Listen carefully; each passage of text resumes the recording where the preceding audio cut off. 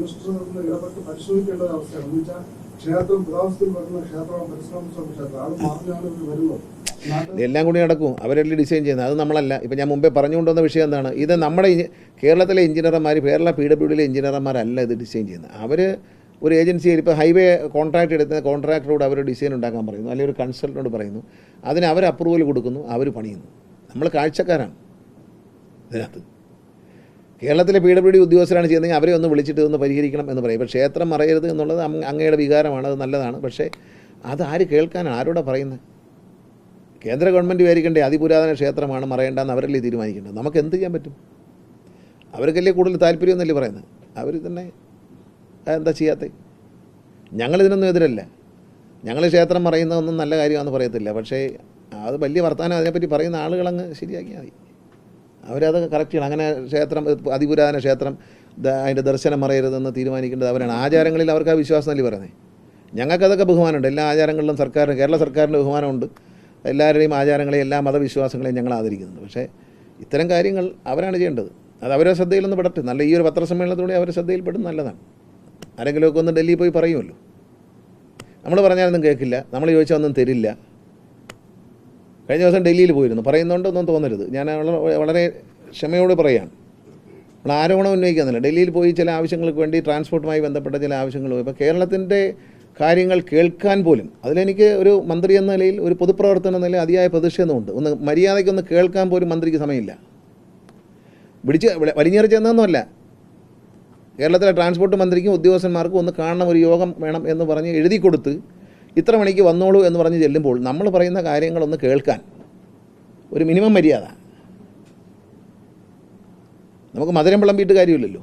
ഞങ്ങൾ പറയുന്നതൊന്ന് കേൾക്കണ്ടേ? എന്താണ് ഞങ്ങൾക്ക് പറയാനുള്ളത്? ഞങ്ങളൊരു നിവേദനം കൊടുക്കുന്നു. ആ നിവേദനം എന്താണെന്ന് ഞാൻ ഇതിനു മുമ്പ് മന്ത്രിമാരെ കാണാൻ വേണ്ടി ഡൽഹിയിൽ പോയിട്ടുണ്ട്. വാജ്പേയി സർക്കാരിൻ്റെ കാലത്ത് പോയിട്ടുണ്ട്, മൻമോഹൻ സിംഗ് സർക്കാരിൻ്റെ കാലത്ത് പോയിട്ടുണ്ട്, മന്ത്രിമാരുമായി ചർച്ച ചെയ്തിട്ടുണ്ട്. പക്ഷേ നിഷേധാത്മകമായ ഒരു രീതി ആദ്യമായിട്ടാണ് കാണുന്നത്. പറയുന്നുണ്ടെന്ന് തോന്നരുത്. ഞാൻ ട്രാൻസ്പോർട്ട് മന്ത്രിയായിരിക്കെ അന്ന് കേന്ദ്രം ഭരിച്ചിരുന്നത് വാജ്പേയി സർക്കാരായിരുന്നു. അന്നത്തെ ഉപരിതല ഗതാഗത വകുപ്പ് മന്ത്രി ഖണ്ഡൂരിയായിരുന്നു. അദ്ദേഹത്തെ കാണാൻ പോകുമ്പോൾ അദ്ദേഹം വളരെ നല്ല രീതിയിലാണ് അദ്ദേഹം പെരുമാറുന്നത്. ഞാൻ തുറമുഖ ഷിപ്പിംഗ് മിനിസ്റ്ററെ കാണാൻ പോയിട്ടുണ്ട്. അദ്ദേഹം വളരെ നല്ല നിലയിൽ ചർച്ച ചെയ്തിട്ട് കാര്യങ്ങൾ ചെയ്തു തന്നിട്ടുണ്ട്. ഒരു സംസ്ഥാന കേന്ദ്ര ബന്ധത്തിൻ്റെ ഭാഗമാണ്. ഇപ്പോൾ അങ്ങനെയല്ല. മുഖ്യമന്ത്രി പറയുമ്പോൾ രാഷ്ട്രീയമാണെന്ന് ആരും പറയണ്ട. ഇത് രാഷ്ട്രീയമല്ല. ഞാൻ രാഷ്ട്രീയം മാറ്റി നിർത്തിക്കൊണ്ട് ഞാൻ പറയുന്നു, ഒരു പൊതുപ്രവർത്തകൻ എന്ന നിലയിൽ, ഒരു മന്ത്രി എന്ന നിലയിൽ വളരെ നിഷേധാത്മകമായൊരു സമീപനമാണ് കേന്ദ്രമന്ത്രിമാരിൽ നിന്നുണ്ടാകുന്നത്.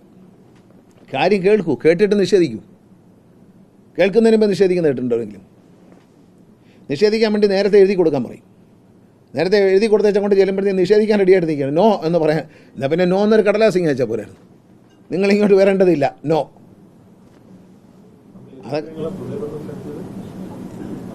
ഞങ്ങൾ ഒരുപാട് കാര്യങ്ങൾ കേരളവുമായി ബന്ധപ്പെട്ട ഉപരിതല ഗതാഗതവുമായി motor vehicle department, road safety, ഈ സംഭവിക്കുന്ന എൻഫോഴ്സ്മെൻറ്റുമായി ബന്ധപ്പെട്ട് സംഭവിക്കുന്ന അപകടങ്ങൾ, മരണങ്ങൾ, ലൈസൻസിങ്, ഇതിനെക്കുറിച്ചെല്ലാം ഞങ്ങൾ 6 നിവേദനങ്ങൾ കൊടുത്തു. KSRTC സംബന്ധിച്ചും കൊടുത്തു. KSRTCക്ക് പുതിയ വണ്ടികൾ വാങ്ങാൻ സമ്പത്ത് തരണം. കാരണം വെച്ചാൽ 15 വർഷം കഴിഞ്ഞ് എല്ലാ വണ്ടിയും സ്ക്രാപ്പ് ചെയ്യാൻ ഉത്തരവിറക്കുമ്പോൾ അതിനനുസരിച്ച് നമ്മളെ സഹായിക്കണ്ടേ? ഞാൻ മുമ്പേ പറഞ്ഞല്ലോ, പ്രൈവറ്റ് ബസ്സുകാരുടെ കാര്യത്തിൽ പറഞ്ഞു, രാത്രി വണ്ടി ഓടിക്കും പറയുമ്പോൾ നമ്മളൊരു ഒരു ജനാധിപത്യത്തിലൊരു നീതിബോധമുണ്ട്. അപ്പോൾ അത്തരം കാര്യങ്ങളിൽ കേരള എല്ലാ വണ്ടിയും സ്ക്രാപ്പ് ചെയ്ത് തരാം എന്ന് പറയുമ്പം അതിനനുസരിച്ച് എന്തെങ്കിലും സഹായം തരണം. അല്ല, നമ്മൾ ആജ്ഞാപിച്ചു മറ്റുള്ളവർ അനുസരിച്ച് കൊള്ളണം എന്ന് പറയുമ്പോൾ അതിനുള്ള സഹായം ചെയ്യാനുള്ള മര്യാദ കാണിക്കണം. അത് പറയുമ്പോൾ ഇല്ല എന്ന് പറയുക. എന്നിട്ട് എല്ലാ വണ്ടിയും സ്ക്രാപ്പ് ചെയ്തേക്കുക എന്ന് പറയുക. അപ്പോൾ 50,000 കിലോമീറ്റർ ഓടാത്ത ഫയർഫോഴ്സിൻ്റെ വണ്ടി സ്ക്രാപ്പ് ചെയ്യണം. നിങ്ങൾ ആലോചിച്ച് നോക്കുക, ന്യായമോ അന്യായമോ? ഫയർഫോഴ്സിൻ്റെ വണ്ടി എല്ലാ ദിവസവും രാവിലെ എടുത്താലും ടൂർ പോകത്തില്ലല്ലോ. പല ഫയർ എഞ്ചിനും 15 വർഷം കഴിഞ്ഞെങ്കിലും 1,00,000 കിലോമീറ്റർ പോലും തികയാത്ത ഫയർ എഞ്ചിനുകളാണ്. രാവിലെ ഇപ്പം ഓടിച്ചു തീർക്കണം എന്നും പറഞ്ഞ് രാവിലെ ഫയർ എഞ്ചിൻ എടുത്തിട്ട് ഓടിക്കാൻ പറ്റും. പോലീസിൻ്റെ ബസ്സുകൾ പലതും 1,00,000 കിലോമീറ്റർ 1,50,000 കിലോമീറ്റർ പോലും ആയിട്ടില്ല. 15 വർഷം കൊണ്ട് എന്താണ് ചെയ്യുന്നത്? ഒന്നുകിൽ എവിടെയെങ്കിലും ഒരു സെക്രട്ടേറിയറ്റിൻ്റെ മുമ്പ് വരെ വരും ക്യാമ്പിൽ നിന്ന്. അവിടെ സമരങ്ങൾ കഴിയുമ്പോൾ വൈകിട്ട് തിരിച്ചു പോകും. മാക്സിമം പോകുന്ന ദൂരം എന്ന് പറഞ്ഞാൽ ക്യാമ്പിൽ നിന്ന് ശബരിമല ഡ്യൂട്ടിക്ക് പോകും. വേറെ എവിടെയാണ് ഈ പോലീസ് വണ്ടി കൊണ്ട് ആരെങ്കിലും ടൂർ പോകാറുണ്ടോ? ബസ്സുകളെ 1,50,000 കിലോമീറ്റർ പോലും ആകാത്ത ബസ്സുകൾ കണ്ടം ചെയ്ത് കളയാൻ പറയാണ്. ഒന്നുമില്ല, അതിനൊരു മെക്കാനിക്കൽ ഡിഫക്റ്റ് ഇല്ല, പൊല്യൂഷൻ പ്രശ്നമില്ല, ഒന്നുമില്ല. പക്ഷേ സ്ക്രാപ്പ് ചെയ്തേക്കുമെന്ന് പറഞ്ഞിട്ട് എല്ലാം സ്ക്രാപ്പ് ചെയ്തേക്ക്. എന്നാൽ എന്തെങ്കിലും സഹായമുണ്ടോ?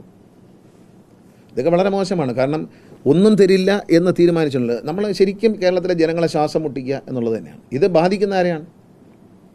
ഭരിക്കുന്ന സർക്കാർ മാറി മാറി വരും, പക്ഷേ ഭരണകർത്താക്കളും മാറി മാറി വരും. പക്ഷേ നമ്മൾ ഇത്തരം കാര്യങ്ങളിൽ ഒരു കേന്ദ്ര സംസ്ഥാന ബന്ധത്തിൽ ഒരു ചെറിയ മര്യാദയാകാം. അത് പറയേണ്ടി വന്നതിൽ വലിയ ഖേദമുണ്ട്. കാരണം ഞാനതിൻ്റെ അനുഭവം നേരിട്ട് അനുഭവിച്ചുകൊണ്ട് ഞാൻ പറഞ്ഞു. ആരായാലും അത് മതിയല്ലോ. ഈ ഒരു കലത്തിലിരിക്കുന്ന ചോറെല്ലാം ബന്ധമെന്ന് പറയാൻ 1 2 ചോറെടുത്ത് ഞെക്കി നോക്കിയാൽ മതി, എല്ലാം കൂടി വാരി ഞെക്കണ്ട. മനസ്സിലായല്ലോ. അതൊക്കെ വളരെ ഒരു കേരളത്തിൽ താമസിക്കുന്ന ഒരു പൗരൻ നിലയിൽ ഞാൻ പറഞ്ഞല്ലോ, വാജ്പേയി സർക്കാരിൻ്റെ കാര്യത്ത് ഞാൻ ഈ 2 മന്ത്രിമാരെ കാണാൻ ഞാൻ പോയിട്ടുണ്ട്. അവരുടെ സമീപനം വളരെ മാന്യമായിരുന്നു, അവരുടെ മറുപടി വളരെ നല്ലതായിരുന്നു. അവരുടെ രാഷ്ട്രീയം പറയുകയല്ല. അത് കഴിഞ്ഞ് മൻമോഹൻ സിംഗ് സർക്കാരിൻ്റെ കാലത്ത് ഞാൻ പോയിട്ടുണ്ട്. വനമന്ത്രിയായിരിക്കെ ഞാൻ പലപ്പോഴും ജയറാം രമേശ് അടക്കമുള്ള മിനിസ്റ്റേഴ്സിനെ കാണാൻ പോയിട്ടുണ്ട്. അവരുടെ രീതികൾ വളരെ നല്ലതായിരുന്നു. കാണും, ഉണ്ടാകുമല്ലോ, തീർച്ചയായിട്ടും ഉണ്ടാകും. പക്ഷെ ഞാനതങ്ങ് തുറന്നു പറഞ്ഞതേ ഉള്ളൂ. നമ്മൾ അറിയണമല്ലോ. ഞാൻ പറഞ്ഞല്ലോ, 2 മന്ത്രിസഭയുടെ കാലത്ത് ഞാൻ മന്ത്രിയായിരുന്നുണ്ട്. വാജ്പേയി സർക്കാരിൻ്റെ കാലത്ത് കേരളത്തിലെ ഗതാഗത മന്ത്രിയായിരുന്നു, മൻമോഹൻ സിംഗിൻ്റെ സർക്കാരിൻ്റെ കാലത്ത് വനം മന്ത്രിയായിരുന്നു. ഈ 2 സമയങ്ങളിലും ഞാൻ പോയിട്ടുണ്ട്. ഇത് 3ാമത്തേതാണ് ഞാൻ പോകുന്നത്.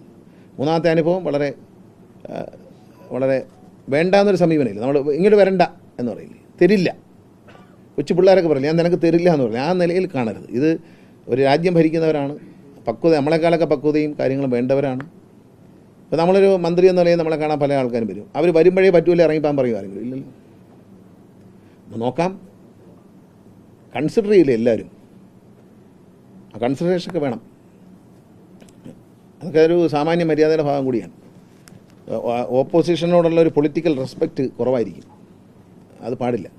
പ്രതിപക്ഷ ബഹുമാനം എന്ന് പറഞ്ഞൊരു മര്യാദ എല്ലാവരും പുലർത്താറുണ്ട്.